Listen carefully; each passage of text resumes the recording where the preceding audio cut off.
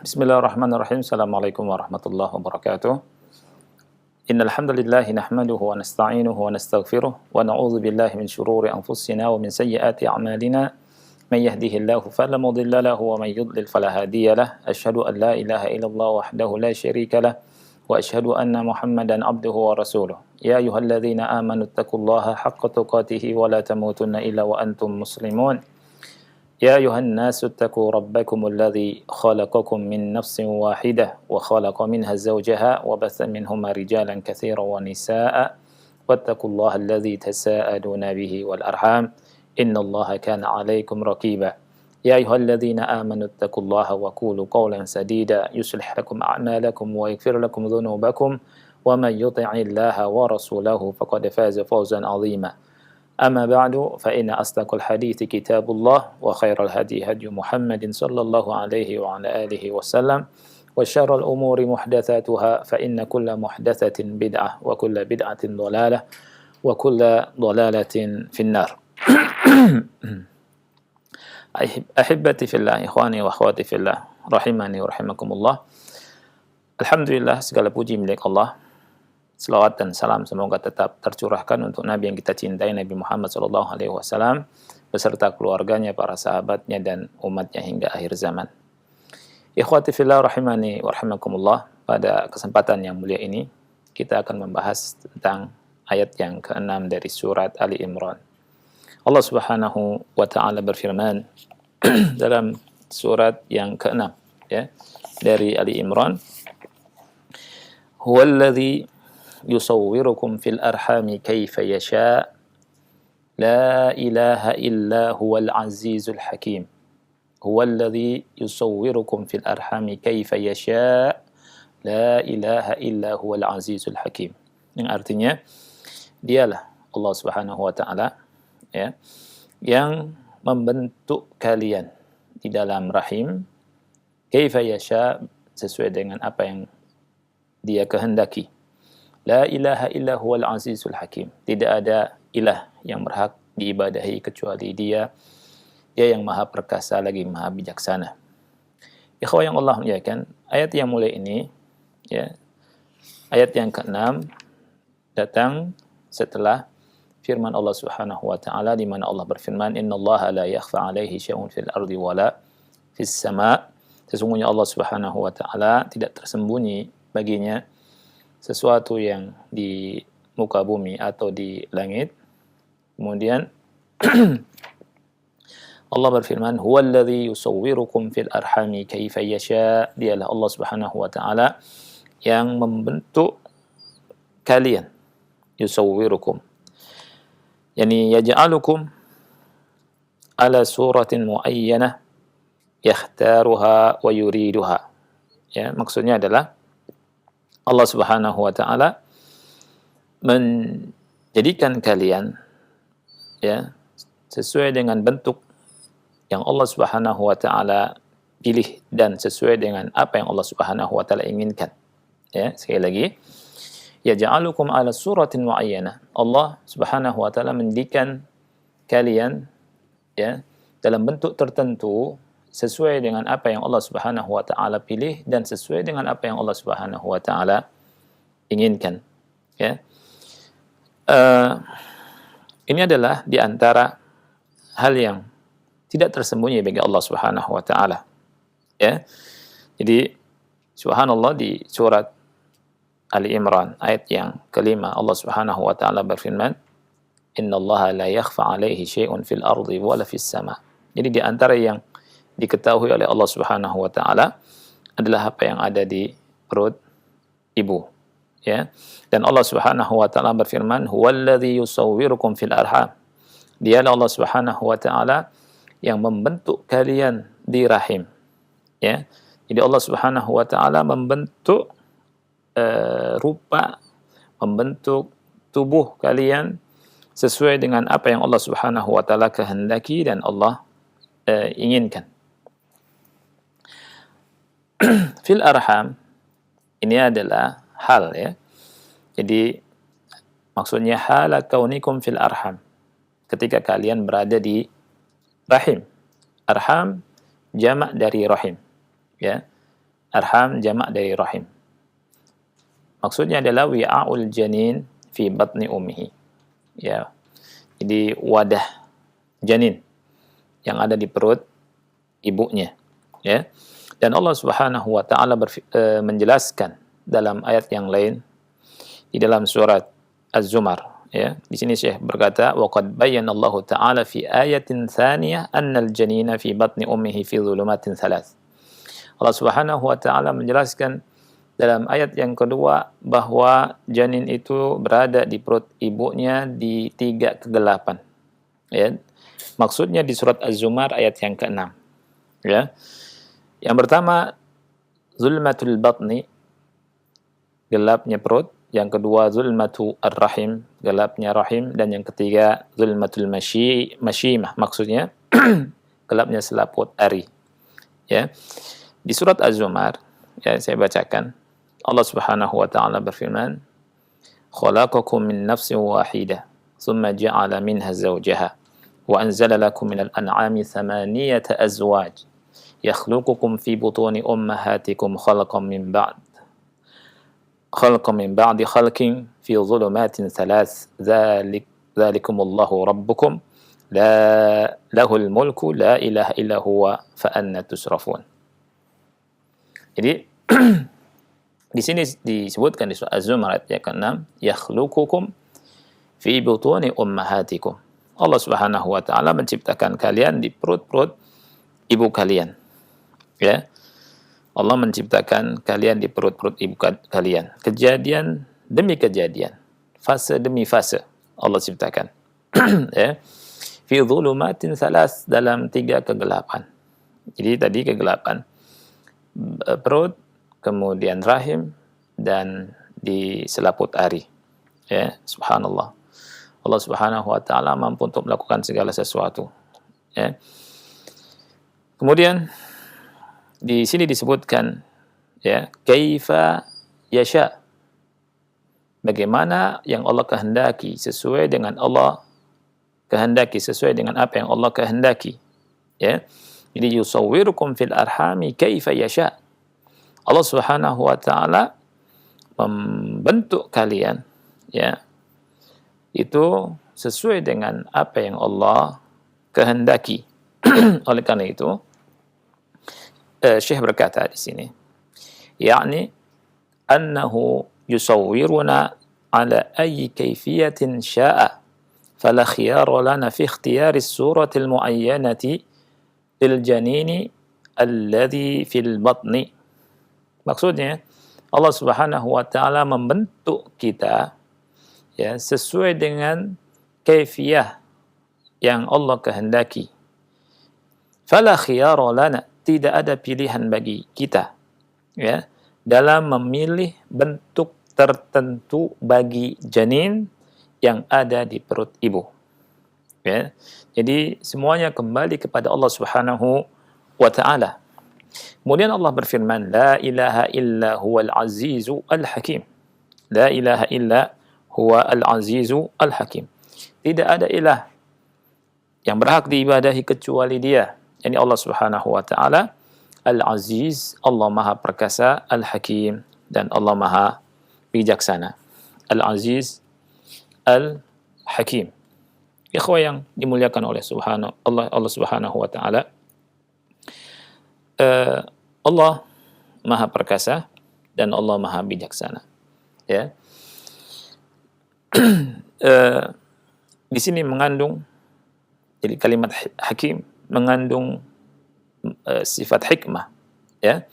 Jadi hikmah itu dalam hukum kauni dan hukum syar'i, ya, itu semuanya bijaksana.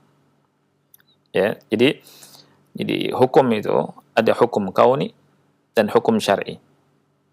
Hukum kauni, hukum alam, adalah apa yang Allah Subhanahu wa taala telah tentukan bagi hamba-hambanya secara kaun, secara alam. Ya. Dan semuanya tunduk kepada Allah Subhanahu wa taala, baik mukminnya dan kafirnya, yang baik dan yang fajir. Tidak ada satupun yang bisa lari dari ini. abadan, selamanya. Hukum kauni. Adapun hukum syar'i yang Allah Subhanahu wa taala telah tentukan untuk hamba-hambanya secara syariat. Manusia terbagi menjadi dua bagian. Ada yang beriman dan ada yang kafir, ya, ada yang kufur dan ada yang beriman. Yang beriman orang yang tunduk kepada hukum syar'i, ya. Ini orang yang beriman. Orang yang kafir, orang yang sombong, yang mendustakan dan tidak mau tunduk kepada hukum syar'i. Di ayat ini Allah Subhanahu wa taala sebutkan hakim, ya, maksudnya Allah memiliki hikmah, ya. Allah memiliki hikmah. Maksudnya seluruh apa yang Allah hukumi dari hukum kauni dan hukum syar'i itu betul-betul memiliki hikmah yang paling sempurna dan yang paling bagus, ya. Nah, dan hikmah dalam hukum, ya, syar'i, hukum syar'i ini disebut suriyah, ya.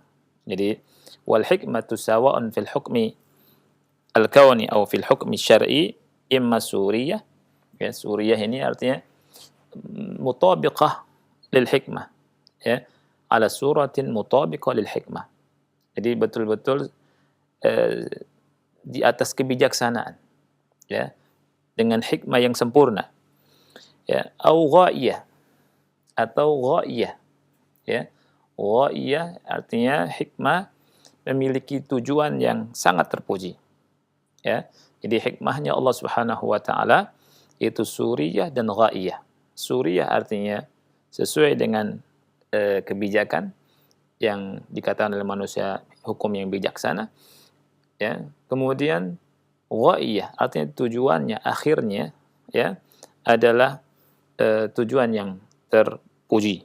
Kalau kita lihat kepada syariat Allah Subhanahu wa taala, dari apa yang Allah Subhanahu wa taala telah syariatkan, ya, bentuknya luar biasa, ya, sesuai dengan hikmah, ya. Kita lihat salat, zakat, puasa, haji, ya. Ini sesuai dengan hikmah. Kemudian tujuannya pun terpuji. Maksudnya untuk apa? Islahu al-qulubi wa islahil amal. Islah al-qulub untuk memperbaiki hati, wa islahul a'mal untuk memperbaiki amalan. Wa islahul fardi wa islahil mujtama', ya. Dan untuk memperbaiki individu dan skala besar, memperbaiki masyarakat, ya. Ini hikmah yang luar biasa. Nah, ikhwah yang Allah muliakan, sekali lagi Allah Subhanahu wa taala berfirman, "Huwallazi yusawwirukum fil arhami kaifa yasha, la ilaha illa huwa al-azizu al-hakim." Ayat yang mulia ini mengandung banyak pelajaran, ya. Banyak hukum. Di antaranya yang pertama, ada faedah yang bisa kita ambil, faedah yang sangat besar. Yang pertama adalah bayanu qudratillahi azza wa jal haitsu yusawwirul makhluqati fil arham. Ini faedah yang pertama. Ayat yang mulia ini menjelaskan tentang kudrah Allah Subhanahu wa taala, ya, kemampuan Allah. Allah Maha mampu untuk melakukan segala sesuatu. Di mana Allah Subhanahu wa taala membentuk makhluk, ya, sesuai dengan apa yang Allah kehendaki di rahim-rahim, ya. Jadi bayanu qudratillahi azza wa jal haitsu yusawwirul makhluqati fil arham. Sekali lagi, nomor yang pertama, bahwa ayat ini menjelaskan tentang maha mampunya Allah Subhanahu wa taala untuk membentuk makhluk-makhluk di rahim. Ini yang pertama. Yang kedua, anna suwara al-makhluqati yakunu taswiruha bi amrillahi wa idnihi kaifa yasha. هذا أبيض وهذا أسود وهذا جميل وهذا قبيح وهذا طويل وهذا قصير وهذا غليظ وهذا دقيق وهكذا، بل ويشمل أن هذا ذكر وهذا أنثى لأن سورة الذكر تختلف عن سورة الأنثى. Yang kedua, bentuk makhluk, ya, bentuk makhluk atau pembentukan makhluk itu di bawah izin Allah Subhanahu wa taala sesuai dengan apa yang Allah kehendaki. Ya. Ada yang kulitnya berwarna putih, ada yang kulitnya berwarna hitam, ada yang cakep, ada yang jelek, ada yang tinggi, ada yang pendek, ya. Ada yang gemuk, ada yang kurus, ya. Bahkan mencakup jenis kelamin, ya. Ada laki-laki, ada perempuan, ya. Karena bentuk laki-laki berbeda dengan bentuk perempuan, ya. Nah, ini. Jadi subhanallah, ayat ini menjelaskan tentang kemampuan Allah Subhanahu wa taala yang maha dahsyat, ya. Berikutnya, faedah berikutnya, bayanu rahmatillahi azza wa jalla haitsu yatawalla syu'un al-janini wa yusawwiruhu la yakhruju ghairu musawwar, atau la yakhruju ghairu musawwar. Law syaa Allahu la kharajal janinu ghairu musawwarin thumma yusawwiru syai'an fa syai'an kama yanmu aqluhu walakin min hikmatillahi wa rahmatihi annahu la yakhruju illa 'ala surati allati aradaha Allahu azza wa jalla. Ayat yang mulia ini juga menjelaskan tentang rahmat Allah Subhanahu wa taala, di mana Allah Subhanahu wa taala yang mengatur urusan janin dan yang membentuknya. Tidak dia keluar dari perut ibunya, melainkan sudah berbentuk. Ya. Kalau Allah mau, ya, janin akan keluar dengan tidak ada bentuknya. Ya, kemudian baru setelah itu berbentuk sedikit demi sedikit sebagaimana pertumbuhan akal. Ya. Akan tetapi merupakan hikmah Allah Subhanahu wa taala dan rahmatnya, Allah Subhanahu wa taala tidak mengeluarkan janin atau janin tidaklah keluar dari perut ibunya melainkan sudah dalam bentuk yang Allah Subhanahu wa taala kehendaki. Ya. Baik. Jadi ini luar biasa sekali. Kemudian فَإِذَا قَالَ قَائِلٌ, kata Syekh Muhammad bin Shalih Al-Utsaimin, kalau ada yang berkata kaifa yasha, kalimat kaifa yasha diambil faedah dari kaifa yasha, ya, huwallazi yusawwirkum fil arhami kaifa yasha, dialah Allah Subhanahu wa taala yang membentuk kalian di rahim bagaimana atau sesuai dengan kehendak Allah, sesuai dengan apa yang Allah kehendaki. Kalau ada yang berkata diambil dari kaifa yasha bahwa anna hadat taswir, bahwa pembentukan ini la yarji'u ila fi'lil abdi wa innama yarji'u li masyiatillahi azza wa jalla wa huwa kadhalik, walakin hadha la yunafi an takuna as-suratu qaribatun aw qaribatan min suratil ab aw min suratil aw al jaddah, yani أن يكون هذا الجنين قد نزعه عرق من آبائه وأمهاته وأقاربه هذا لا يمنع لأن الله عز وجل قد جعل لكل شيء سببا ويدل لهذا قصة الرجل الذي جاء إلى رسول الله صلى الله عليه وسلم فقال يا رسول الله إن امرأتي ولدت غلاما أسود وكان الرجل وزوجته أبيضين كأنه يعرض بزوجته ما الذي أتى بالأسود لها فقال له النبي صلى الله عليه وسلم هل لك من إبل؟ قال نعم. قال فما ألوانها؟ قال حمر. قال هل فيها من أورق؟ قال نعم. قال أن لها ذلك؟ قال لعله نزعه عرق.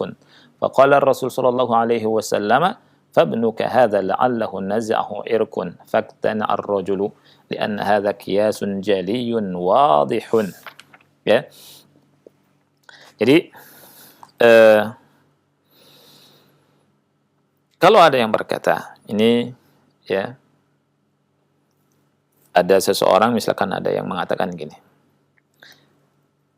diambil dari firman Allah Subhanahu wa taala kaifa yasha, jadi Allah membentuk kalian sesuai dengan apa yang Allah kehendaki, ya. Yustafadu minha, bahwa diambil dari faedah ini bahwa pembentukan ini tidak kembali kepada fiil abad, ya, perbuatan, tidak kembali kepada perbuatan hamba, tetapi kembali kepada masyiah Allah Subhanahu wa taala, dan memang demikian, ya. Dan memang demikian. Nah, jadi pertanyaannya, kenapa, ya, anak itu bisa mirip dengan bapak atau ibunya? Ya. Kenapa anak bisa mirip dengan bapak atau ibunya?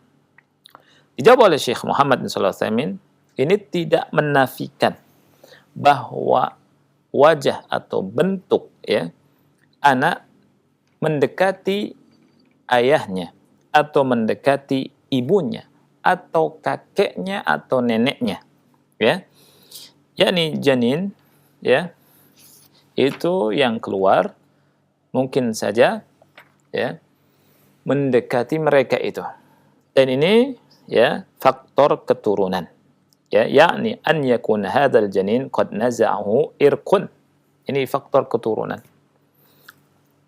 ya, faktor genetik dari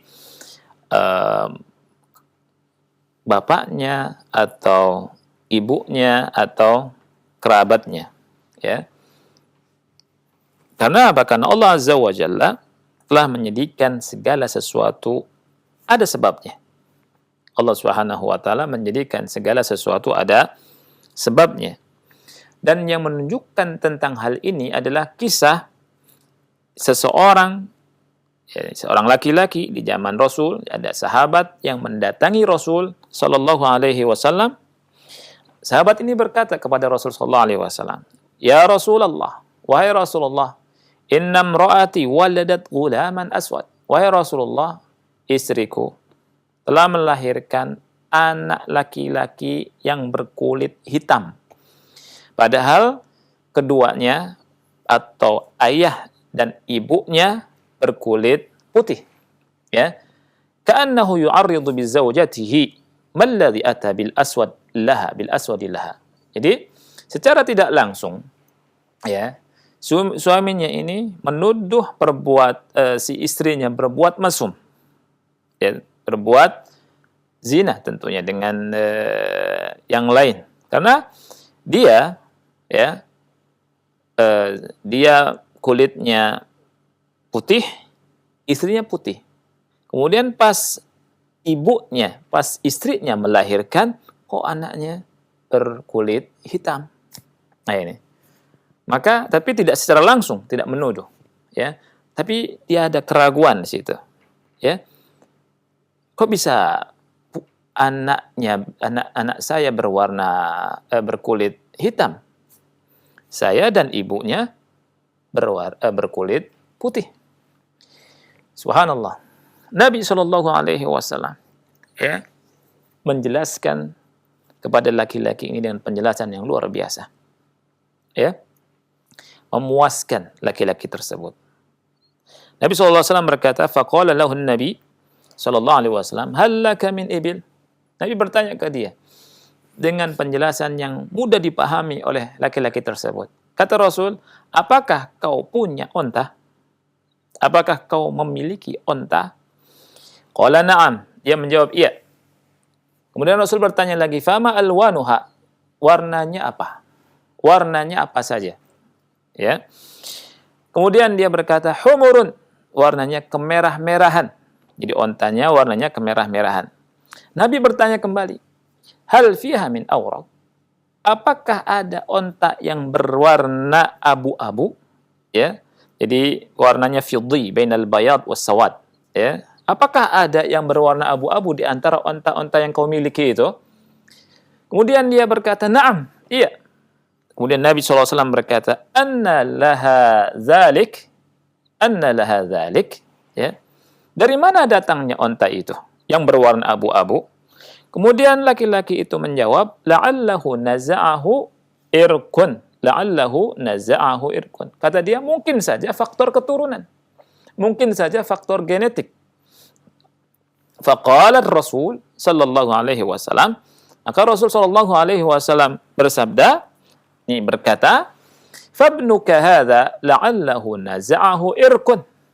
Putramu ini bisa jadi atau mungkin saja karena faktor keturunan, faktor genetik. Maka laki-laki tersebut merasa puas dengan penjelasan yang dijelaskan oleh Nabi Muhammad SAW. Karena apa? Lianna hadza qiyasun jaliyun wadih. Karena ini adalah merupakan kias, ya, analogi yang sangat jelas, ya, yang sangat-sangat jelas, jaliyun wadihun, ya. Nah, syahidnya dari hadis tadi, la'allahu naza'ahu irqun, ya. Hadis tadi dikeluarkan oleh Al-Imam Al-Bukhari dan Imam Muslim, ya. Maka diambil faedah darinya bahwa kaifiat yang diinginkan oleh Allah Azza wa Jal di dalam rahim, ya, tidak menghalangi bahwa terkadang si anak, ya, itu ada faktor keturunan, dia mirip dengan bapaknya, atau mirip dengan ibunya, atau mirip dengan kakeknya, atau mirip dengan neneknya. Subhanallah, banyak kejadian, ya, seperti hal ini.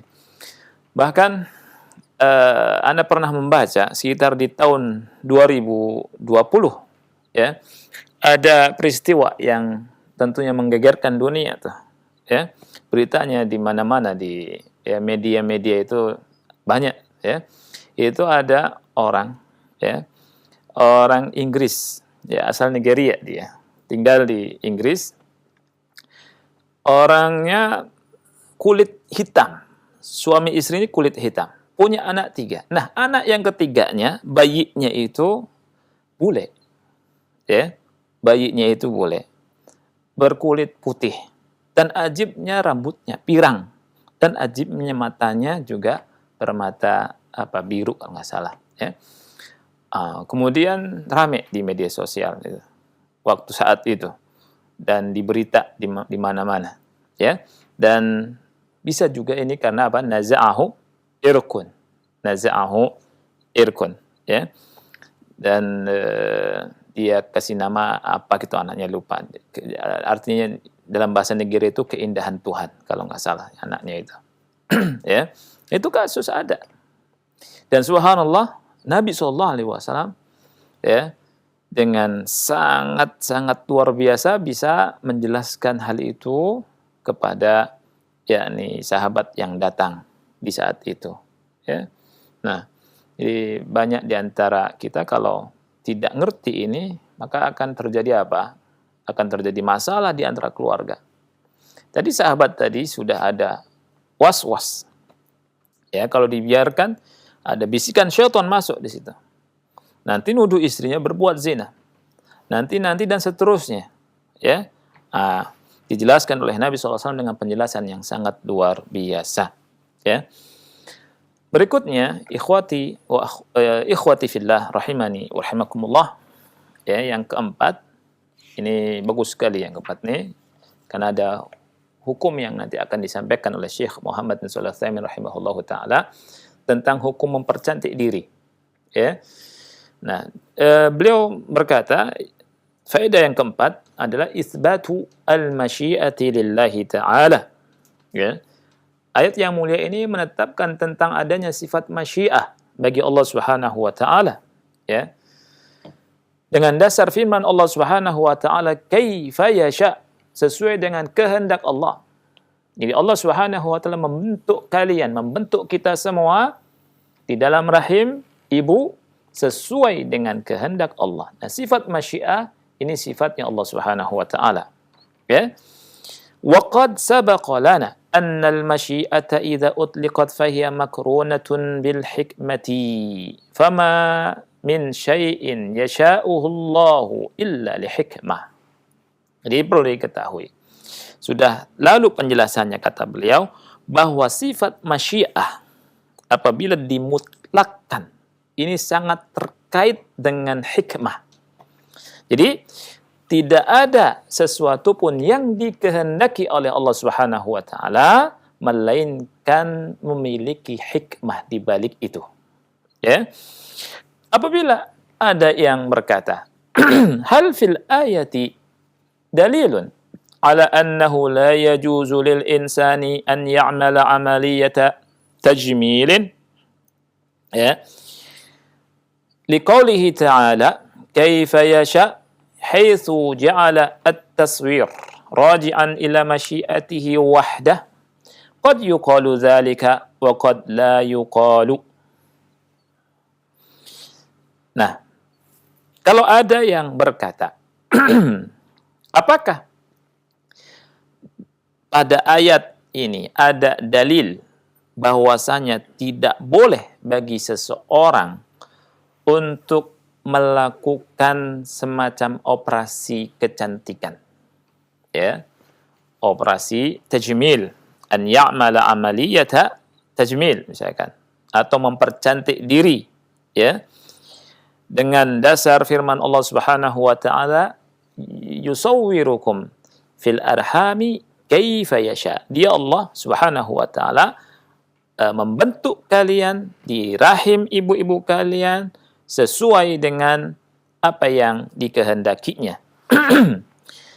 Jadi pertanyaannya, apakah ayat ini merupakan dalil bahwa tidak boleh bagi seseorang, ya, untuk melakukan amaliyah tajmil, untuk mempercantik diri, ya, dengan dasar kaifa yasha. Taib. Karena taswirnya, yani pembentukan ini dikembalikan kepada masyiah Allah semata.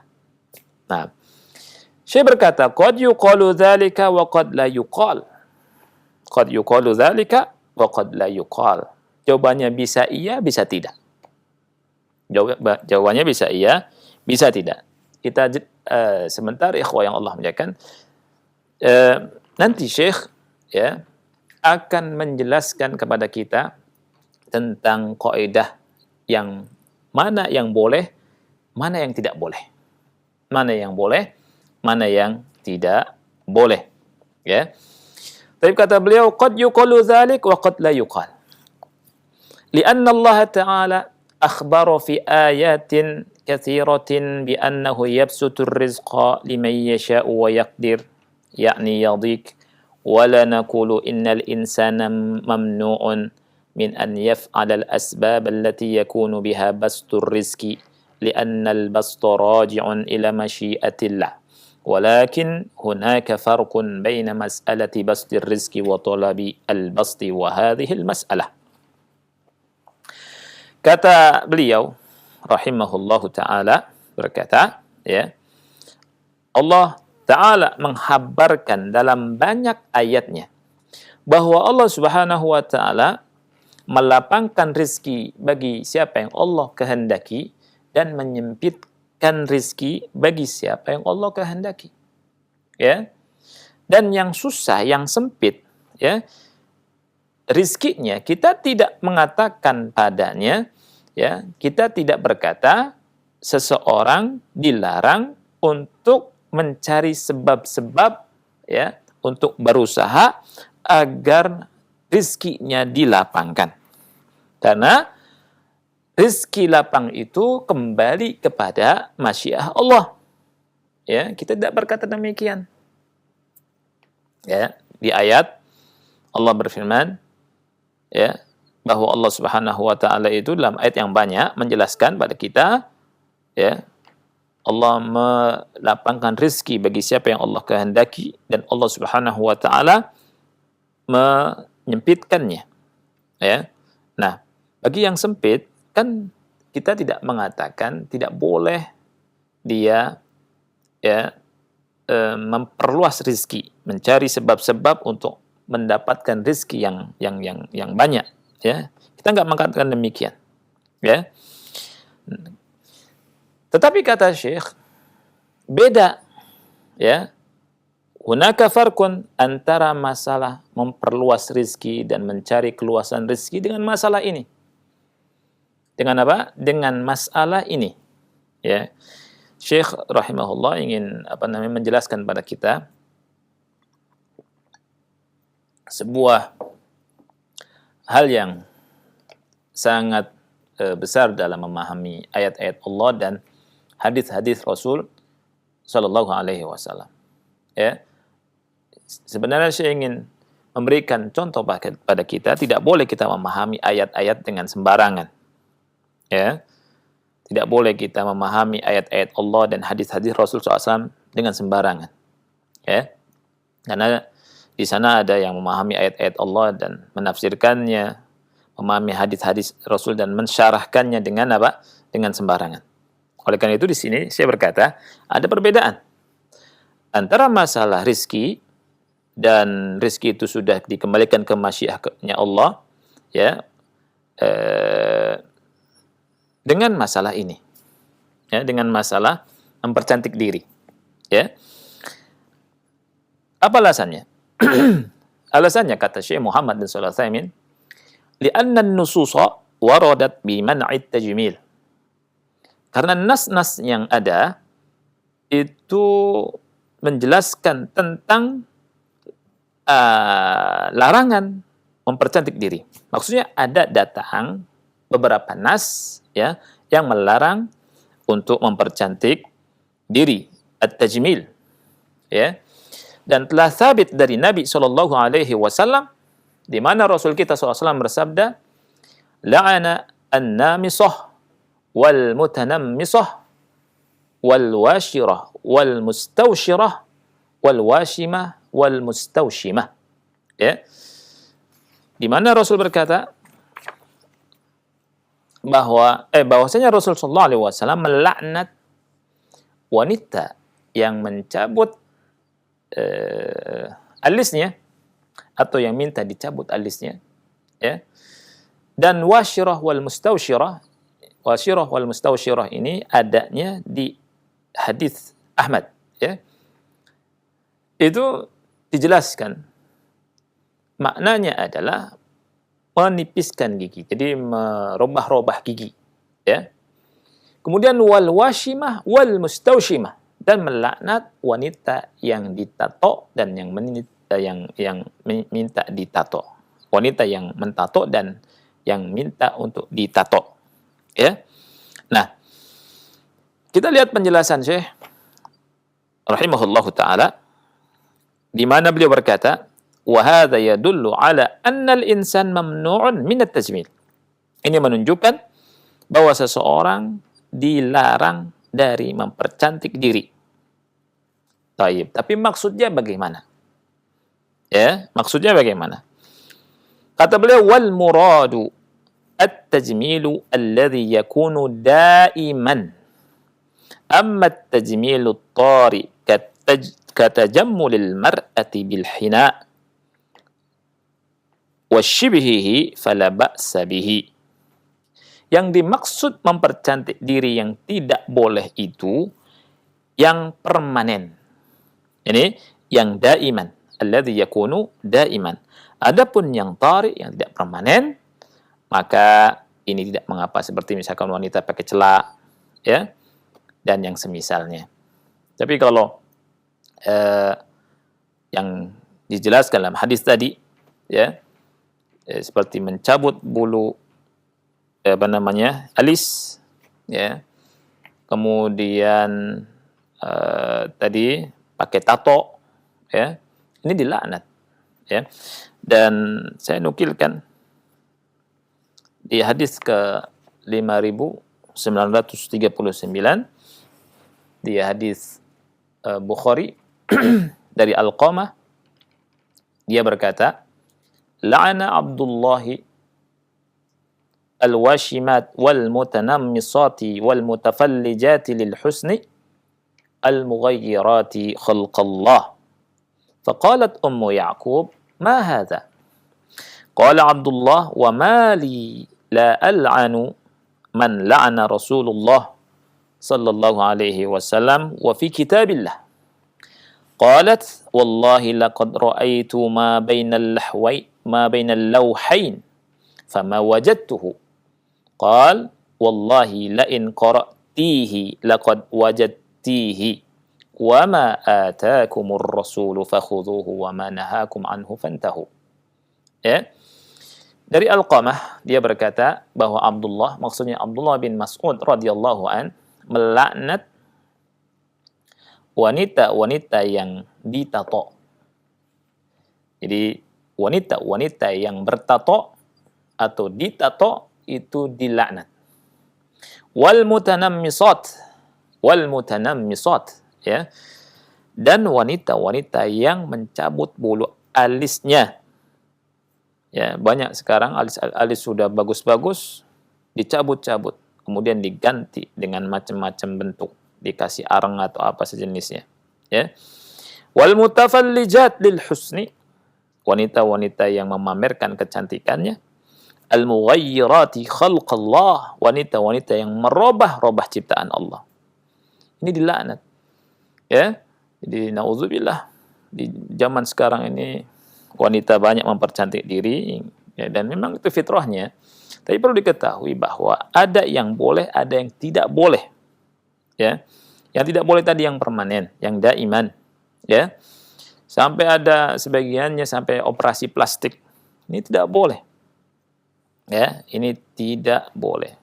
Hidungnya asalnya pesek jadi mancung. Hidungnya asalnya besar jadi tipis, misalkan gitu ya. Kemudian pipinya gelembung, ditipisin, ditirusin. Ya. Kemudian macam-macam. Ya. Ini tidak boleh. Ya. Jadi hidungnya kurang ke atas, dikeatasin. Ini hukumnya haram. Karena apa? Merubah ciptaan Allah. Nah, ketika ketika Ummu Ya'qub mengetahui bahwa Abdullah bin Mas'ud melaknat itu, dia berkata, "Ma hadza? Apa ini?" Abdullah bin Mas'ud berkata, "Wa ma li la al'anu man la'ana Rasulullah sallallahu alaihi wasallam wa fi kitabillah." Ya, kata Abdullah bin Mas'ud, "Kenapa aku tidak melaknat apa yang dilaknat atau siapa yang dilaknat oleh Rasul sallallahu alaihi wasallam dan sudah ada dalam kitab Allah, sudah termaktub."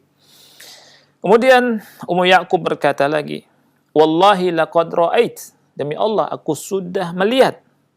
Ma bainal lawhaini fama wajadtuhu. Maksudnya aku sudah membaca dari awal sampai akhir dari Al-Quran, aku tidak mendapatkan ini. Kemudian Abdullah bin Mas'ud berkata, "Wallahi la in qara'tihi." Demi Allah, jika anti bacanya benar-benar teliti, laqad wajadtihi. Anti pasti mendapatkannya. Allah berfirman, "Wa ma ataakumur rasulu fakhudhuh wa ma nahakum anhu fantahu." Apa yang diperintahkan oleh Rasul maka ambil, dan apa yang dilarang oleh Rasul sallallahu alaihi wasallam maka tinggalkan. Ya. Nah ini. Jadi perhatikan untuk masalah tajmil, mempercantik diri, ada dua jenis. Ada yang permanen, yang daiman, ada yang tori, ya, seperti pakai hana, ya, atau henna, ya, atau pakai lipstik, ya, pakai merah-merah dan seterusnya. Ini yang tidak permanen boleh, tetapi pun perlu diperhatikan, ya, tidak boleh tabarruj. Yang dibolehkan, misalkan pakai make up yang boleh, tidak boleh menggunakannya untuk menampakkan di luar, menggoda laki-laki. Atau misalkan ada yang, saya nggak menggoda kok, saya untuk mempercantik diri saja. Laki-laki tergoda, ini yang nggak boleh, tabarruj. Ya, keluar, kemudian dengan make up dan dandanan yang mencolok, sehingga mencolok mata, ya ini yang tidak boleh. Ya, tapi kalau mempercantik yang tidak permanen tadi untuk suaminya di rumah, maka ini sangat-sangat dianjurkan. Ya, yang masalah itu adalah banyak di antara wanita atau sebagian wanita kaum muslimin kalau di dalam rumah ya tidak berdandan, tidak mempercantik diri. Tapi kalau di luar ya itu mempercantik diri ya, pakai make up macam-macam yang lihatnya adalah orang lain. Tapi kalau di rumahnya suaminya datang sudah capek, dia tidak dandan, malah baunya bau remason. Ini yang masalah ya. Jadi ini bisa menimbulkan masalah di rumah tangga ya. Nah, kemudian berikutnya, fa in qala qailun, kalau ada yang berkata, kata Syekh Muhammad Shalih Al Utsaimin, hal fil ayati ma yadullu ala man'i izalatil uyub, apakah di dalam ayat ini ada yang menunjukkan tentang dilarangnya menghilangkan aib. Nah, ini menghilangkan aib gimana hukumnya ya? Yani kaifa yasha, dengan dasar kaifa yasha. Kalau misalkan ada anak bayi lahir ya, punya jari 6, apakah masuk ya yang keenam ini boleh dipotong gitu ya, untuk dalam rangka menghilangkan aib ya. Baik, jawabannya Syekh berkata, wa izalatul aib ja'atis sunnatu bijawazihi, menghilangkan aib ya, menghilangkan cacat, aib, ini diperbolehkan, telah datang sunnahnya tentang hal itu.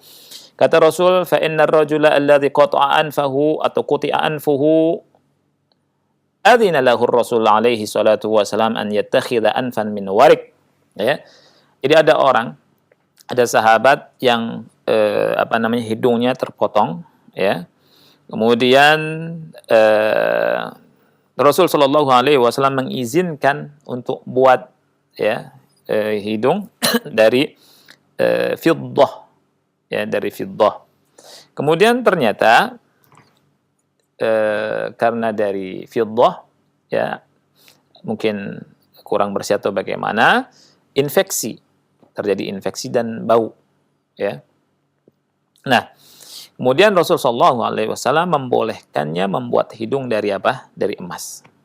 Awalnya dari perak tadi, kemudian Rasulullah SAW membolehkan dari emas. Ini menunjukkan bahwa menghilangkan aib ya tidak seperti mendatangkan jamal ya. Jadi menghilangkan aib yang wajar tidak seperti apa? Mendatangkan kecantikan, kebagusan ya. Maka dengan dasar ini kata Syekh Muhammad bin Shalih Al Utsaimin rahimahullah, bolehnya memotong jari yang 6 tadi menjadi 5 jari ya. Nah, pendapat ulama yang lain yang tidak membolehkan karena apa?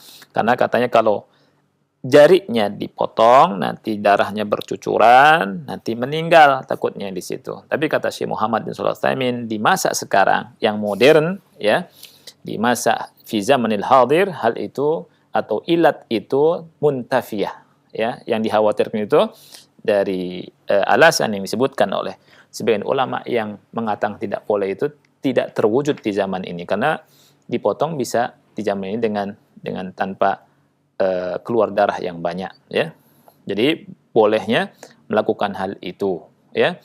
Jadi kalau ada daging tumbuh baik itu di telinga atau di kepala atau di leher, maka boleh dihilangkan ya. Kemudian yang terakhir ikhwati fillah, bahwa ayat yang mulia ini menetapkan ya tentang Allah lah semata yang harus diibadahi. La ilaha illahu, tidak ada ilah yang berhak diibadahi kecuali Dia. Ya, Al-Aziz, Al-Hakim, dan Allah menetapkan 2 nama yang sangat agung, yakni Al-Aziz dan Al-Hakim. Wallahu a'lam bishawab. Ini yang bisa Anda sampaikan, mudah-mudahan bermanfaat. Nah. Barakallahu fikum, jazakallahu khairan. Terima kasih atas materi dan bimbingan yang bermanfaat yang telah disampaikan. Semoga menjadi tambahan ilmu untuk kita semuanya. Selanjutnya kami berikan waktu bagi Anda yang ingin bertanya seputar pembahasan ini. Pertanyaan dari seorang akhwat di Cilangsia. Assalamualaikum Ustadz. Waalaikumsalam warahmatullahi wabarakatuh. Ustadz, bolehkah para remaja putri memakai cat untuk kuku? Tapi yang saat ini kita temui banyak yang permanen dan menggunakan sepatu atau alas kaki yang mempunyai hak tinggi supaya seolah-olah terlihat badannya lebih tinggi. Iya. Baik. Alhamdulillah wassalatu wassalamu ala rasulillah wa ala alihi wa ashabihi wa man walaha ba'd. Jadi ada dua pertanyaan di situ ya. Yang pertama tentang masalah mengecat kuku ya. Mengecat kuku ada dua ya. Kalau dengan zat yang permanen dan tebal sehingga bisa menghalangi air wudhu ya masuk ya mengenai tubuh kita, ini tidak boleh. Ya, ini tidak boleh karena nanti wudhunya tidak sah ya. Tapi kalau misalkan dengan zat yang biasa ya, yang biasanya warna lebih tipis itu, maka tidak mengapa ya. Tapi perhatikan juga seperti yang saya katakan, ketika sudah diwarnai jangan digini-gini depan laki-laki. Nih, bagus kan tangan saya. Tapi terkadang ya tidak seperti itu caranya. Perempuan itu sebagiannya ya dia menampakkan tidak ingin pamer tapi sesungguhnya mau pamer. Itu banyak tuh seperti itu ya. Ya. Jadi tidak begini tapi nampakin sedikit, nampakin sedikit. Ini juga jangan. Ya. Ya. Dan ada sebagian kita Masya Allah ya sudah pakai cadar ya. Kemudian cadarnya dipoto, kemudian ditaruh di status. Apa maksudnya? Maksudnya apa taruh status pakai cadar, kemudian apa namanya ditampakkan di DP bukan status ya, DP. Nah itu. Seperti itu yang harus diperhatikan. Jadi jangan ditampakkan di DP. Ya. Nanti sudah menutupi diri dengan cadar, ngapain harus ditampakkan? Kan gitu. Nah, atau lagi sama suaminya dan seterusnya. Baik. Berikutnya yang kedua itu masalah apa tadi? Hak sepatu. Hak sepatu ya yang tinggi ini ulama mengatakan nggak boleh. Bahkan yang pernah saya baca itu kebiasaan orang Yahudi itu. Yahudi itu pakai wanita yang haknya tinggi-tinggi. Ya, jadi wanita kita jangan. Wallahu a'lam. Ya, Ustaz, barakallahu fikum wa jazakallahu khairan. Terima kasih atas jawabannya. Berikut kami bacakan dari pesan singkat. Assalamualaikum Pak Ustadz, mau tanya, jika gigi kita dibehel dengan tujuan kesehatan, Iya. karena gigi yang tidak rata sangat mengganggu ketika mengunyah, apakah dibolehkan? Iya. Behel? Baik, tadi kaidahnya dalam masalah mempercantik diri, memperindah diri, ya itu kalau permanen yang awalnya sudah bagus kemudian ditambah bagus, ini yang nggak boleh. Tapi kalau ada maslahat, ada hajat, di antaranya adalah izalatul aib, ya, menghilangkan aib, ya, seperti gigi misalkan, giginya numpuk-numpuk, ya, kalau makan susah, ya, atau giginya misalkan jarang sekali kemudian juga susah, kan gitu. Kemudian dibehel, yang memang secara umum gigi itu rata, ya, gigi manusia itu rata, ya, untuk memperbaiki diri itu, apalagi untuk apa namanya gigit, ya, itu boleh, itu diperbolehkan, ya. Makanya di zaman dulu sahabat yang ompong pakai apa? Gigi palsu, Ya. gigi palsu, ya, gigi palsu, ada yang perak dan seterusnya, ya. Ini boleh, ya. Yang tidak boleh itu adalah tadi, kalau seseorang, ya, sudah punya hidung, ingin hidungnya tambah mancung lagi, atau sudah mancung dipesekin dikit, kan gitu ya. Ini yang tidak boleh. Atau operasi plastik mau wajahnya ikut-ikut artis tertentu, artis fulani ya, atau artis fulan. Ini yang tidak boleh. Ya, ini yang tidak boleh, yang permanen di operasi plastik. Ya, kalau punya hidung ya, seperti itu biasa saja. Ya, sabar saja. Dan indah, ya, indah. Jangan merasa, aduh, hidung saya nggak seperti hidung dia ya, saya mau seperti dia. Enggak. Ya, insya Allah nanti, bukan nanti ya, Allah sudah siapkan ya orang yang suka dengan hidungmu. Iya. Kan gitu. Kan ada wanita takut apa namanya? Takut tidak laku, kan gitu. Iya. Nggak macam-macam. Ya. Mata seseorang yang kelihatan jelek, itu subhanallah sama istrinya, sama suaminya itu kelihatan indah. Iya. Gitu. Padahal biasa saja. Ya. Itu. Jadi Allah pasangkan nanti pasangan yang memang nyukai bentuk tubuh yang Allah sudah ciptakan. Gitu. Jangan sampai kita khawatir, kemudian dirubah-rubahlah ini. Jangan ikuti orang-orang yang nggak jelas. Ya. Yang Allah Subhanahu wa taala laknat. Itu ya. Wallahu a'lam bishawab. Barangkali ini saja akhi yang bisa kita bahas, mudah-mudahan bermanfaat ya. Kita akhiri subhanakallahumma bihamdika asyhadu an la ilaha illa anta astaghfiruka wa atubu ilaik. Wassalamualaikum warahmatullahi wabarakatuh.